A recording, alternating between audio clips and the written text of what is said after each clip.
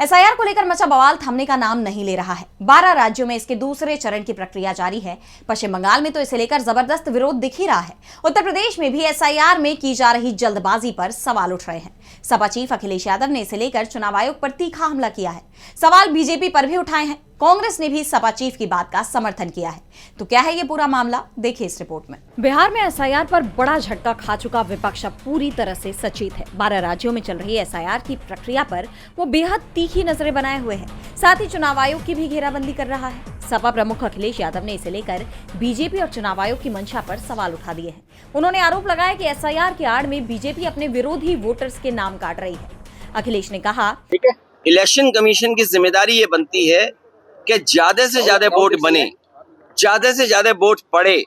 लेकिन इधर एसआईआर के बहाने हम देख रहे हैं कि बीजेपी के लोग ये कोशिश कर रहे हैं और एडमिनिस्ट्रेशन से मिल करके कि वोट ज्यादा से ज्यादा काटा जाए। कि एसआईआर को लेकर सिर्फ चुनाव आयोग पर बीजेपी के कहने पर धांधली के आरोप नहीं लग रहे, बल्कि इस प्रक्रिया को पूरा करने के लिए दिए गए समय पर भी सवाल उठाए गए हैं और समय अवधि को बढ़ाने की मांग की जा रही है। इसी कड़ी में कांग्रेस प्रदेश अध्यक्ष अजय राय ने भी केरल जैसे राज्यों का हवाला देते हुए यूपी में एसआईआर प्रक्रिया की अवधि को बढ़ाने की बात कही है। उन्होंने कहा कि केरल की तुलना में यूपी बड़ा राज्य है। केरल में एसआईआर के लिए 1 सप्ताह का समय बढ़ाया गया है, तो यूपी में भी इतना ही समय बढ़ाया गया है, जबकि यूपी में केरल से कई गुना ज्यादा वोटर हैं।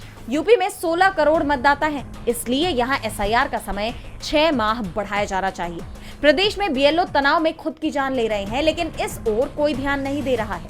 उन्होंने आरोप लगाया कि भाजपा विरोधी मतदाताओं के नाम काटने का दबाव बीएलओ पर बनाया जा रहा है।